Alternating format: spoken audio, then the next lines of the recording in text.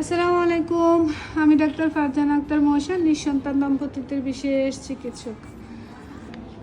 Cyst নিয়ে আমার আরও একটা রোগী কনসিভ করছে। এইটা হচ্ছে রোগীর মা।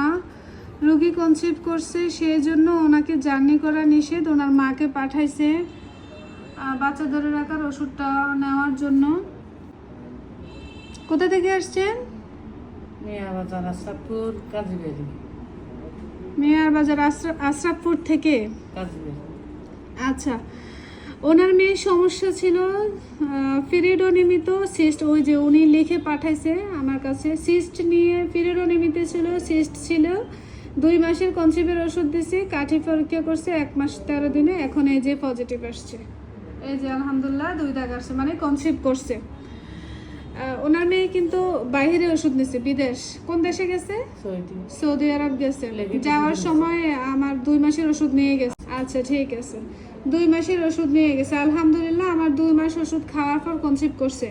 যারা হাজবেন্ডের কাছে প্রবাসে যাবেন, আপনারা হাজবেন্ডের কাছে যাওয়ার আগে আমার এখানে 3 মাস আগে থেকে চিকিৎসা নেওয়া শুরু করবেন। 3 মাস আগে থেকে ওষুধ খাওয়া শুরু করবেন এবং যাওয়ার সময় আরও 3 মাসের ওষুধ নিয়ে যাবেন। সাথে তো অবশ্যই আমি প্রেসক্রিপশন দিয়ে দেবো, এয়ারপোর্টে ইনশাল্লাহ কোনো ঝামেলা হবে না।